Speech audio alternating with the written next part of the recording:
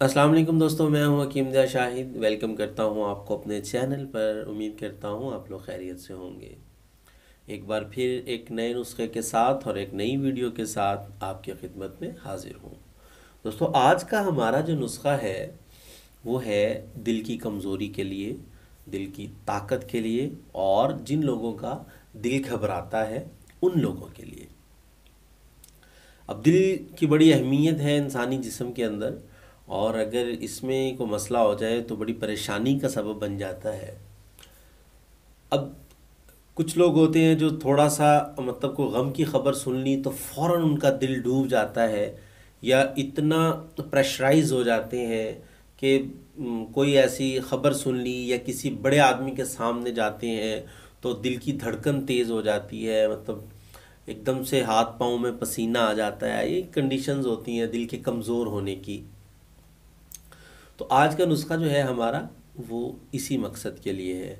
अब अगर देख लें कि इसके असबाब क्या क्या हो सकते हैं, कि मतलब दिल की कमज़ोरी क्यों हो जाती है। अब उसमें जिस्म में अगर खून की कमी हो गई है इंसान के, तो दिल जो है ज़ईफ़ हो सकता है, कमज़ोर हो सकता है। या जिन लोगों का दिल का ऑपरेशन हो जाता है उनका दिल भी जो है कमज़ोर हो जाता है। अगर मैदे की तकलीफ़ कुछ अरसा तक रह जाए, मतलब ज़्यादा अरसा हो जाए मैदे की तकलीफ़ को मुस्तकिल, तो भी दिल कमज़ोर होना शुरू हो जाता है। उसके अलावा इमराज़ जिगर में, इमराज़ गुर्दा में, और मोटापे के अंदर और यरकान वगैरह, मतलब ये सारे असबाब हैं दिल के कमज़ोर होने के।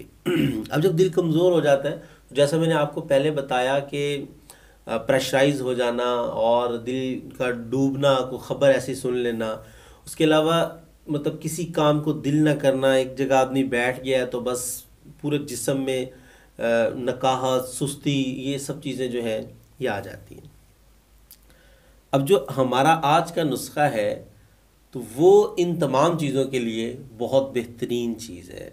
अगर उसे इस्तेमाल करेंगे तो इंशाल्लाह ये दिल का डूबना, दिल घबराना और दिल की धड़कन, ये सब चीज़ें दूर होंगी और दिल को ताकत मिलेगी। तो पहले हम देख लेते हैं कि हमारे नुस्खा में क्या क्या अज्जा हैं, उन्हें हम देख लेते हैं, फिर हम बात करेंगे कि इसे इस्तेमाल कैसे करना है। तो इससे पहले कि आपको नुस्खा की तरफ लेके जाऊं, तो चैनल को ज़रूर सब्सक्राइब कर लीजिए। उससे पहले पहले चैनल को ज़रूर सब्सक्राइब कर लीजिए और बेल का जो आइकन है उससे भी ज़रूर प्रेस कीजिएगा, ताकि मेरी हर नई आने वाली वीडियो का आपको नोटिफिकेशन मिलता रहे। तो चलिए चलते हैं आज के। जी दोस्तों, तो हमें आज जिन चीज़ों की ज़रूरत होगी उनकी मिकदार है 4। मतलब कि पहले नंबर पे हमें चाहिए होगी इलायची खुर्द, दूसरे नंबर पे हमें चाहिए होगा धनिया कशनीस या धनिया खुश्क, और तीसरे नंबर पे हमें चाहिए होगा संदल, और चौथे नंबर पर जो हमें चीज़ चाहिए होगी वो होगा खमीरा गाउसबान। अब हमने करना क्या है और इन चीज़ों की मिकदार क्या होगी ये मैं आपको बता देता हूँ। इलायची खुर्द हम लेंगे 50 ग्राम। आप चाहे तो कम भी ले सकते हैं, चाहे तो ज़्यादा भी ले सकते हैं। और 50 ग्राम ही लेंगे हम ये धनिया, 50 ग्राम ही हम लेंगे संदल। आप चाहे तो कम मिकदार में, मतलब 30 ग्राम ये ले लें, 30 ग्राम धनिया ले लें, 30 ग्राम संदल ले लें। ये आपका मतलब 3 अज्जा का सफ़ूफ़ तैयार होगा। आपने इनका बिल्कुल बारीक पाउडर जो है तैयार कर लेना है।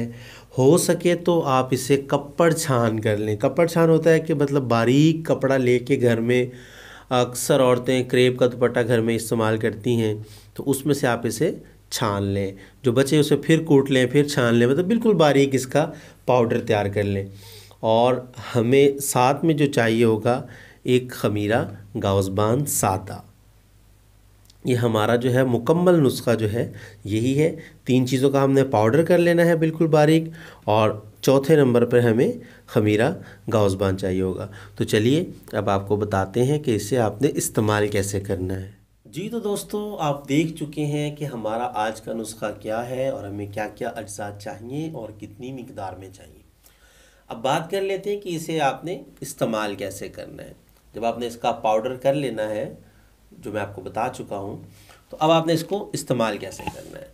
अब ये खमीरा गाउसबान सादा या आप किसी भी कंपनी का ले सकते हैं, कोई ज़रूरी नहीं है ये आप करशी का ही लें, हमदर्द का भी ले सकते हैं, अजमल का भी, मतलब जो अच्छी कंपनियां हैं आप उनमें से किसी का भी ले सकते हैं। अब 1 ग्राम, 1 ग्राम, अब कुछ लोग पूछते हैं कि ये ग्राम क्या होता है, तो भाई थोड़ा सा आप लोग भी जो है कोशिश किया करें जानने की कि 1 ग्राम कितना होता है। 1 किलो में 1000 ग्राम होते हैं, तो अब आप खुद अंदाज़ा लगा लेते कि 1 ग्राम क्या होता है। तो 1 ग्राम आपने ये सफ़ूफ लेना है। अगर इसको वैसे हम बता दें कि चाय वाले चम्मच का चौथा हिस्सा गालिबन बनेगा, या उससे भी थोड़ा सा कम होगा जो 1 ग्राम बनेगा।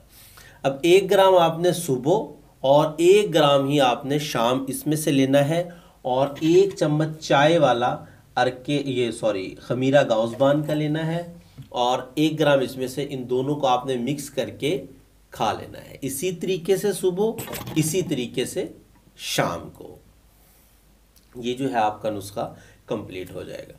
तो जनाब उम्मीद करता हूँ आज की वीडियो भी आपको पसंद आई होगी, और लाइक भी ज़रूर कर दिया करें, वीडियोस को शेयर कर दिया करें, ताकि आपके साथ साथ दूसरों का भी कुछ फ़ायदा हो जाए। तो आज के लिए इतना ही था, मिलते हैं किसी अगले नुस्खा में।